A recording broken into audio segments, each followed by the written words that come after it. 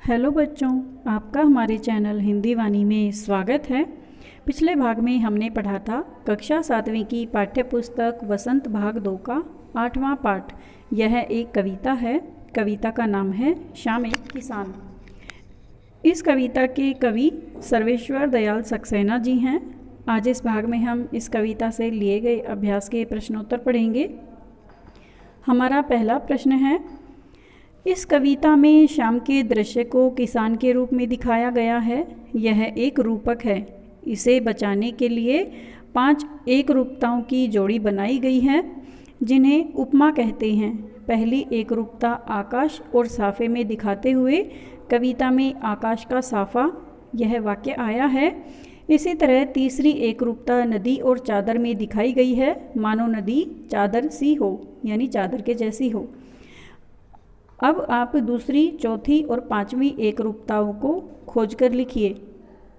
यानी इस कविता में 2 चीज़ों के बीच में एक रूपता दिखाई गई है या उनकी तुलना की गई है। पहली एक रूपता बताई है कि जिसमें आकाश का साफा यानी आकाश है वह एक किसान पर बंधे हुए पगड़ी के समान है। दूसरी एक रूपता हमें बतानी है, तीसरी एक रूपता नदी और चादर में दिखाई गई है, यानी किसान के पैरों के पास जो नदी बहती है या पहाड़ रूपी किसान है जो उसके पैरों के पास से एक नदी बह रही है जो कि एक चादर के समान है। इसी तरह से हमें दूसरी, चौथी और 5वीं एक रूपता बतानी है। तो दूसरी एक रूपता है चिलम सूरज सी, यानी जो चिलम है सूरज को चिलम मान लिया गया है। चौथी एक रूपता है पलाश के जंगल की अंगीठी, यानी जो पलाश का जंगल है उसमें जो पलाश के लाल लाल फूल खिले हुए हैं वे अंगीठी में दहकते अंगारों के समान नज़र आ रहे हैं। 5वीं एक रूपता है अंधकार पेड़ों का गल्ला।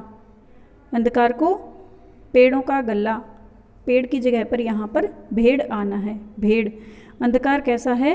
भेड़ों के गल्ले के जैसा, जैसे भेड़ों का एक समूह, एक झुंड यहाँ पर उपस्थित हो। हमारा दूसरा प्रश्न है, शाम का दृश्य अपने घर की छत या खिड़की से देखकर बताइए। शाम कब से शुरू हुई? ख, तब से लेकर सूरज डूबने में कितना समय लगा? ग, इस बीच आसमान में क्या क्या परिवर्तन आए?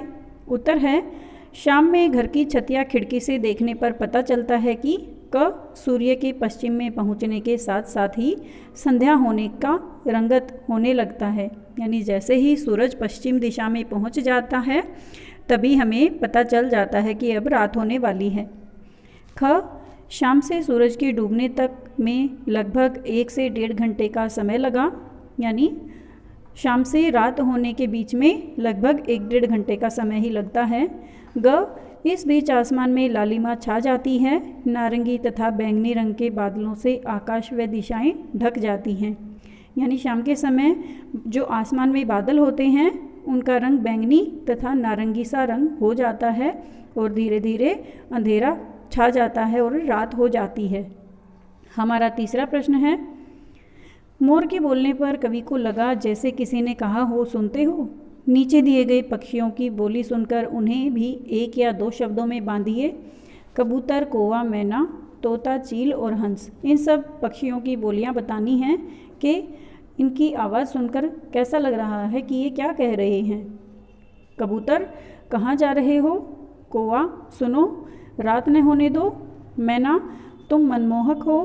तोता, तुम्हारा समय निराला है। चील, थोड़ी देर तो रुको। हंस, तुम्हारा कोई मुकाबला नहीं। यानी हमें ऐसा लगता है कि ये पक्षी इस प्रकार की बातें कह रहे हों।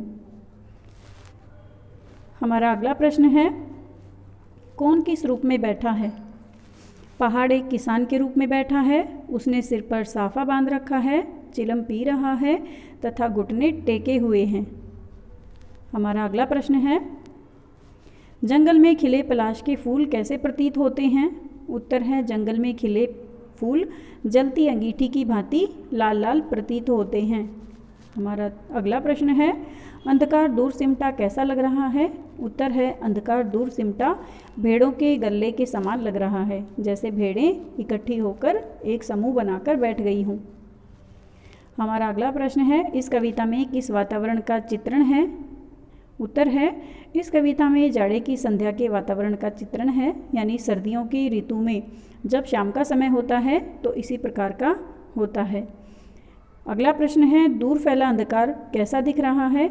उत्तर है, दूर फैला अंधकार भेड़ों में झुंड में बैठी भेड़ों जैसा दिख रहा है, यानी जब अंधेरा दूर फैल जाता है आकाश में तो ऐसा लग रहा है जैसे बहुत सारी भेड़ें एक समूह बनाकर बैठ गई हों।